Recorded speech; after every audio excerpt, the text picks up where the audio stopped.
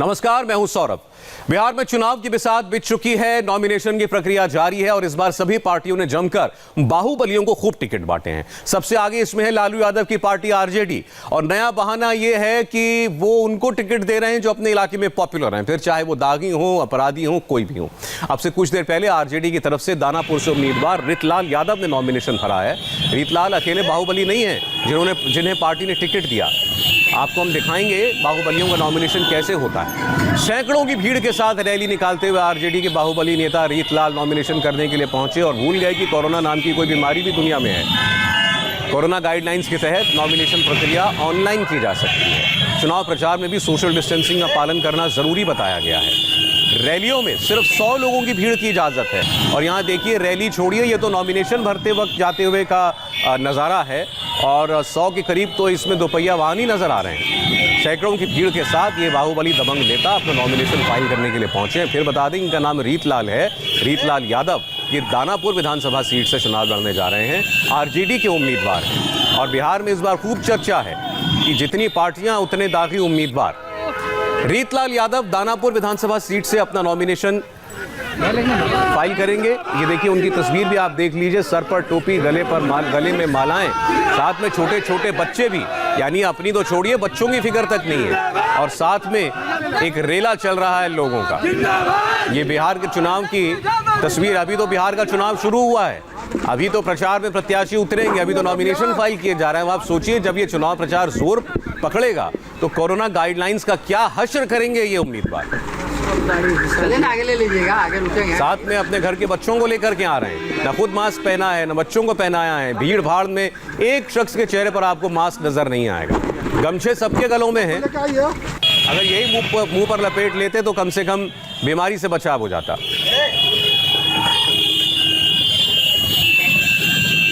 अब जरा आपको हम इनका परिचय भी दे दें कि ये रीतलाल यादव कौन है और क्यों इनके टिकट पर इतना हंगामा हो रहा है। वैसे ये अकेले नहीं है, तो जरा एक नजर इनके इतिहास पर हम डालते हैं। रीतपाल यादव दानापुर विधानसभा सीट से उम्मीदवार हैं और इन पर जो मुकदमे हैं वो आप जरा देखिए। ये देखिए, रीतलाल पर मुकदमे हैं अटेम्प्ट टू मर्डर के 6 केस, रंगदारी के 2 केस और हथियार से हमला करने के 2 केस। ये आपके प्रत्याशी हैं। इन पर हत्या के कोशिश का मुकदमा है, रंगदारी का मुकदमा है, हथियार से हमला करने का मुकदमा भी इनके ऊपर दर्ज है। और अभी आपने देख ही लिया ये कितने लाव लश्कर और जलवे जलाल के साथ अपना नॉमिनेशन फाइल करने के लिए पहुंचे थे। पार्टी आप जानना चाहते होंगे किस पार्टी से उम्मीदवार है? आरजेडी से। लालू यादव, तेजस्वी यादव, तेज प्रताप यादव के सिपह सलार होने जा रहे हैं ये, अगर ये चुनाव जीत करके आ गए तो। बिहार में बाहुबली रीतलाल यादव का क्राइम रिकॉर्ड इस वक्त आपके सामने है, लेकिन ये समझने की भूल मत कीजिएगा कि ये अकेले ऐसे उम्मीदवार हैं या अकेली पार्टी आरजेडी ऐसी है जिसने इस बार बाहुबलियों को टिकट दिया। कोई पार्टी अछूती नहीं है और सवाल पूछने पर रटा रटाया जवाब मिलता है कि ये पॉपुलर उम्मीदवार हैं, लोकप्रिय व्यक्ति हैं, अपने क्षेत्र में चुनाव जीत सकते हैं, इसीलिए इनको टिकट दिया गया। यानी अगर कोई हत्या करके या हत्या की कोशिश करके भी लोकप्रिय हो रहा है तो चुनाव जीतने से मतलब है। वो अपराधी छवि का व्यक्ति है, उस पर कितने मुकदमे दर्ज हैं, वो कितने असलहे रखता है, वो नियम कानून को कितना मानता है, इससे किसी को मतलब नहीं है। और इसकी तो मिसाल इन्होंने अपने नॉमिनेशन में जाते वक्त ही पेश कर दी। आप फिर देखिए, ये रीतलाल यादव जब अपने समर्थकों के साथ नॉमिनेशन फाइल करने जा रहे थे तब की तस्वीर है। नेताजी को जरा भी होश नहीं है कि कोरोना इनका रुतबा नहीं देखेगा और अपना छोड़ें, घर के बच्चों को तो ऐसा इसलिए खतरे में न डालते, बच्चों के साथ आए नॉमिनेशन फाइल करने के लिए। एक के चेहरे पर मास्क नहीं है। नेता है, इनको तो मिसाल पेश करनी चाहिए थी। हाँ, मिसाल पेश कर रहे हैं कि अपराध करके कैसे राजनीति में चमका जा सकता है। वो इनके मुकदमे बताते हैं कि जुर्म की दुनिया में इनका कितना सिक्का चलता है। वो अलग बात है कि इनको पुलिस प्रोटेक्शन भी मिली हुई है। दानापुर सीट से चुनाव लड़ेंगे रीतलाल यादव, आरजेडी के उम्मीदवार। सड़क पर नेताजी अमर रहे, नेताजी जिंदाबाद के नारे लग रहे हैं। जिंदाबाद, जिंदाबाद, जिंदाबाद, जिंदाबाद, जिंदाबाद।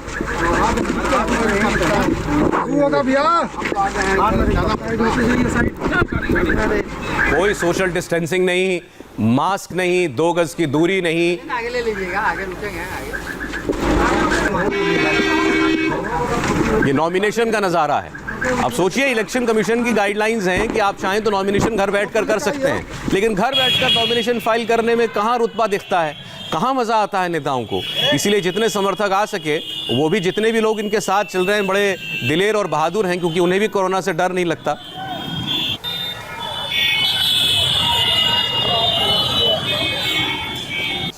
संगीन अपराधियों की तमाम हिस्ट्री शीट के बावजूद अब तक बिहार में 1 दर्जन से ज्यादा बाहुबली चुनाव के मैदान में उतर चुके हैं। 1 दर्जन से ज्यादा लोगों को टिकट मिल चुका है। जिन्हें टिकट नहीं मिला है, उन्होंने सबसे आसान तरीका खोजा, उन्होंने अपनी पत्नियों को आगे कर दिया। आगे हम आपको ऐसे 5 लेडी उम्मीदवारों की, महिला उम्मीदवारों की रिपोर्ट दिखाएंगे जिनके पति का बैकग्राउंड तो दागदार है, खुद वो या तो जेल में है या फरार हैं, लेकिन चुनाव के मैदान में जयकारा उन्हीं का है।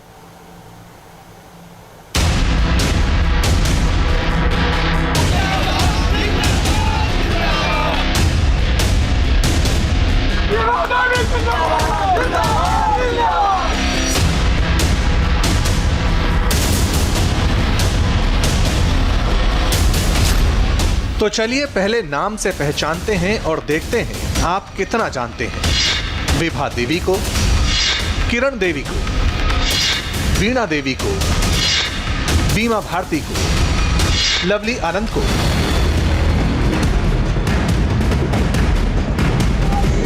बिहार विधानसभा 2020 के इन चुनावी कैंडिडेट को लेकर यह कोई जनरल नॉलेज टेस्ट नहीं है, बल्कि इन 5 उम्मीदवार की कहानी थोड़ी अलग है। और अगर आप इन्हें नहीं जानते या इनके बारे में कम जानते हैं, तो इसके पीछे का पूरा चुनावी गणित बड़ा दिलचस्प है। यह दिलचस्पी उत्सुकता में बदल जाएगी जब इन 5 उम्मीदवारों की पहचान का दूसरा पहलू हम आपको बताएंगे। फिर आपको इनके चुनावी मैदान में होने की पूरी कहानी खुद ब खुद समझ आ जाएगी। विभा देवी आरजेडी के बाहुबली कहे जाने वाले राज बल्लभ यादव की पत्नी है, तो किरण देवी जेडीयू के ही अरुण यादव की पत्नी है, जो रेप केस में 1 साल से फरार है। जेडीयू सरकार में मंत्री रह चुकी बीमा भारती अवधेश मंडल की पत्नी है, जिनके ऊपर हत्या और रंगदारी के दर्जन भर केस हैं। तो Lovely Anand DM G Krishnaiah murder case में आजीवन कारावास की सजा काट रहे आनंद मोहन की पत्नी है। वीणा देवी एलजेपी से आरजेडी में आए रमा सिंह की पत्नी है, जिन्हें इस बार आरजेडी ने चुनावी मैदान में उतारा है। इन महिला उम्मीदवारों के साथ बाहुबली पतियों के इंट्रोडक्शन से कहानी थोड़ी क्लियर हुई। वैसे बिहार चुनाव में बाहुबली पत्नियों की फहरिस्त और भी लंबी है, आगे हम उनकी भी डिटेल बताएंगे, मगर उससे पहले चुनावी मैदान में इनके उतरने की रणनीति समझिए। बाहुबलियों को लेकर पार्टी कोई भी हो, सबकी रणनीति एक है। इसे बाहुबलियों का प्रभाव कहें या राजनीतिक दलों का लगाव, चुनावी मैदान में बाहुबलियों की पत्नियों को उतारने का कॉमन फैक्टर एक ही है। वो फैक्टर है अपने अपने चुनाव क्षेत्र में इन बाहुबली नेताओं का दबदबा। अगर ये बाहुबली नेता जेल में होते हैं तो अपनी चुनावी सीट पत्नियों को आगे कर बचाए रखना चाहते हैं, तो राजनीतिक दल अपनी सीट बचाने के लिए अपराध मुक्त राजनीति के सिद्धांतों से समझौता तक कर लेते हैं। बिहार में इस बार के चुनाव में भी ये खूब देखने को मिल रहा है। बाहुबल को बदनामी की हद पार कर भी चुनाव में भुनाने की बड़ी मिसाल है वीणा देवी, यानी दर्जनों मामलों के साथ क्रिमिनल हिस्ट्री वाले रमा सिंह की पत्नी। रमा सिंह को लेकर चुनाव से ठीक पहले ही आरजेडी में उठापटक मची थी। इसे लेकर आरजेडी के संस्थापक नेताओं में से एक रघुवंश प्रसाद सिंह ने पार्टी तक छोड़ दी। रघुवंश बाबू रमा सिंह को आरजेडी में लाने की कोशिशों के खिलाफ खड़े हुए, लेकिन पार्टी नेतृत्व ने उनकी एक नहीं सुनी। तब रघुवंश प्रसाद सिंह गंभीर हालत में अस्पताल में भर्ती थे, लेकिन नाराजगी ऐसी कि उन्होंने चिट्ठी लिखकर लालू प्रसाद को कह दिया, लालू जी अब बहुत हो गया। आखिर रमा सिंह कौन है जिनकी वजह से रघुवंश प्रसाद सिंह जैसे नेता इतने नाराज हो गए? इसे कुछ ऐसे समझिए।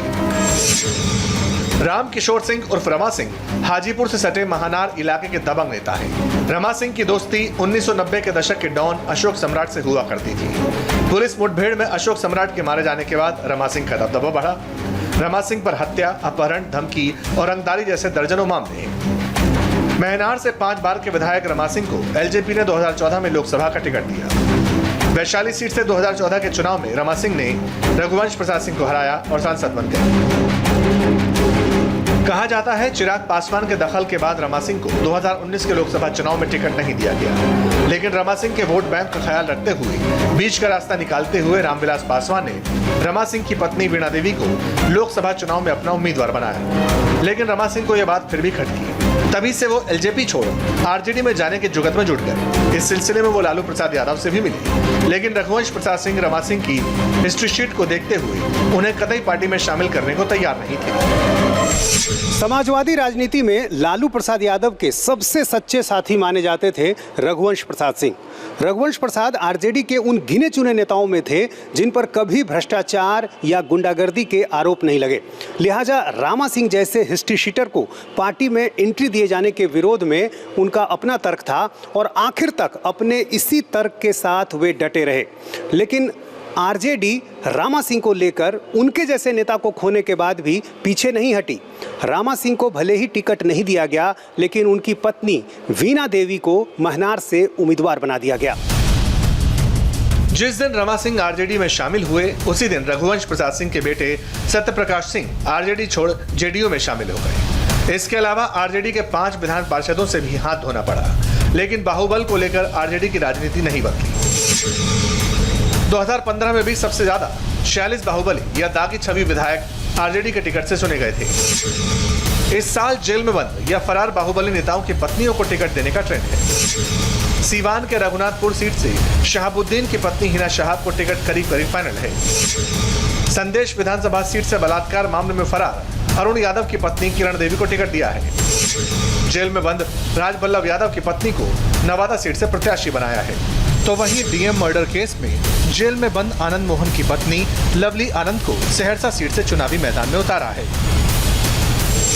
बाहुबलियों को लेकर ये प्रेम तेजस्वी यादव के नेतृत्व में फल फूल रहा है, जिनका दावा है कि वो बिहार को बदलने वाले हैं। लेकिन राजनीति और अपराध के गठजोड़ के मुद्दे पर बदलाव की मंशा छद्म रणनीति में छिप जाती है। बाहुबलियों की आड़ में सीट को बचाए रखने की ये प्रॉक्सी रणनीति सिर्फ आरजेडी ही नहीं, बल्कि उम्मीदवारों की लिस्ट देखें तो जेडीयू में भी साफ देखी जा सकती है। इस रणनीति में मनोरमा देवी जैसी तमाम उम्मीदवार हैं। मनोरमा देवी हालांकि विधान पार्षद हैं, मगर इनकी पारिवारिक पृष्ठभूमि में पति बिंदी यादव जैसे बाहुबली की हिस्ट्री शीट है। कुछ साल पहले इनका बेटा रॉकी यादव भी सुर्खियों में आया था, जब मनोरमा देवी की कार को साइड नहीं देने वाले एक शख्स को गोली मार दी थी। इस घटना के बाद जेडीयू में अपराधी प्रवृत्ति के नेताओं को लेकर खासी किरकिरी हुई थी। जेडीयू की तरफ से गया जिले के अतरी विधानसभा सीट की उम्मीदवार हैं। मनोरमा देवी की अपनी कोई हिस्ट्री शीट तो नहीं है, लेकिन ये विवादों में तब आई जब शराबबंदी के दौरान इनके घर से बड़ी मात्रा में शराब पकड़ी गई। तब ये एमएलसी रहते हुए कई महीनों तक फरार रहीं। पुलिस की दबिश बढ़ी तो सरेंडर किया। मनोरमा देवी की एक बात और दिलचस्प है। साल 2015 में जब एमएलसी का चुनाव लड़ी तो इनकी घोषित संपत्ति थी 12 करोड़ रुपए। अब 2020 में घोषित संपत्ति 90 करोड़ रुपए है। आपने अक्सर सुना होगा कि क्लास में अगर सबसे शैतान बच्चे को मॉनिटर बना दें तो टीचर को लगता है कि क्लास में शैतानी नहीं होती। शायद नेता भी यही सोचते हैं, अपराधी को नेता बना दो, विधायक बना दो तो शायद अपराध रुक जाएगा। लेकिन स्कूल की क्लास में और राज्य में कुछ तो अंतर होता होगा। बिहार के सासाराम में मतदाताओं का मूड क्या कह रहा है? यहां पर कुशवाहा फैक्टर भारी पड़ रहा है या फिर मुस्लिम कार्ड? वहां की एक ग्राउंड रिपोर्ट आपको दिखाएंगे एक ब्रेक के बाद।